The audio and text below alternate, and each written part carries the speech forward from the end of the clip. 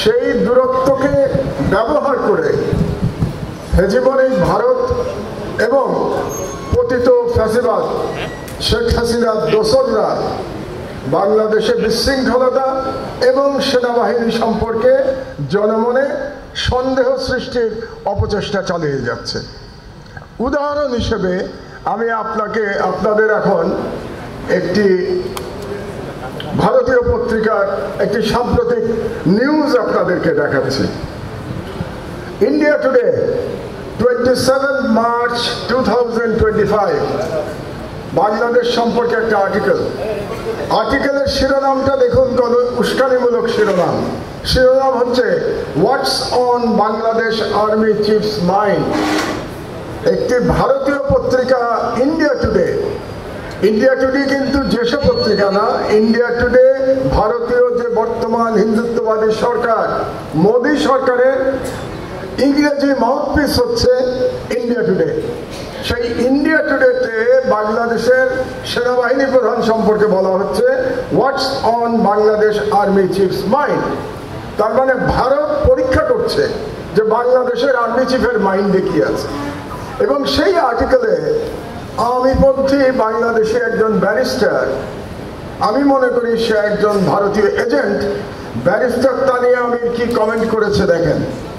The general can firmly back President Shahabuddin Chukku to declare an emergency using Article 141.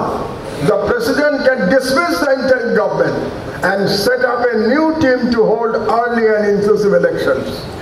তার মানে সরাসরি তানিয়া আমির বাংলাদেশের সেনা বিদ্রোহের জন্য উস্কানি দিচ্ছে।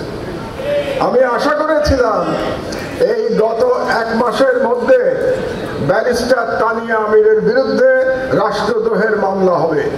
দুর্ভাগ্যবশত এখনো আমরা সেরকম মামলা হতে দেখি নাই। আমি মনে করি বাংলাদেশের the most dangerous neighbour and the potential enemy ইন্ডিয়ার একটা পত্রিকায় একজন যখন এই ধরনের সাক্ষাৎকার দেয়, সে আসলে বাংলাদেশের রাষ্ট্রদ্রোহ করছে। আমি যতটুকু আইন জানি, আমার মতে তানিয়া আমির রাষ্ট্রদ্রোহ করেছেন। সুতরাং আমাদেরকে সতর্ক থাকতে হবে। সতর্ক কি থাকতে হবে? জনগণ এবং সেনাবাহিনীর মধ্যে ইস্পাত কঠিন ঐক্য গড়তে হবে। ইস্পাত কঠিন ঐক্য যখন আমরা বলি, তখন দূরত্ব কমাতে হবে, দূরত্ব শূন্যে নিয়ে আসতে হবে। দূরত্ব শূন্যে নিয়ে আসতে হলে আমাদের আজকের যে সাবজেক্ট, সেই সাবজেক্টের দিকে তাকাতে হবে যে রাজনীতির প্রভাবমুক্ত সশস্ত্র বাহিনী। ইট ইজ ইম্পারেটিভ, এটা আমাদের করতেই হবে। কিন্তু করতে হলে আমাদের একটু ইতিহাস বিশ্লেষণ প্রয়োজন। আমি একজন ইতিহাস এবং পলিটিক্যাল সায়েন্স রাষ্ট্রবিজ্ঞানের একজন গবেষক হিসেবে আমি বিগত 55 বছরের ইতিহাস বিশ্লেষণের চেষ্টা করেছি আমার আজকের এই পেপারে। এবং এটা আমি দশকওয়ারি চেষ্টা করেছি, এভরি 10 ইয়ার্স ধরে আমি চেষ্টা করেছি। আমি জানি আমাদের সময় সীমিত, আমি চেষ্টা করব সীমিত সময়ের মধ্যে সংক্ষেপে আমার বক্তব্য তুলে ধরার জন্য। এই ইতিহাস বর্ণনা দরকার এই জন্যে যে ইতিহাস না জানলে আমরা বুঝতে পারবো না যে সংস্কারটা কিসের দরকার। কি সংস্কার করব আমরা? সংস্কার কি শুধু সেনাবাহিনীতে দরকার, নাকি রাষ্ট্র কাঠামোর মধ্যে সংস্কার দরকার?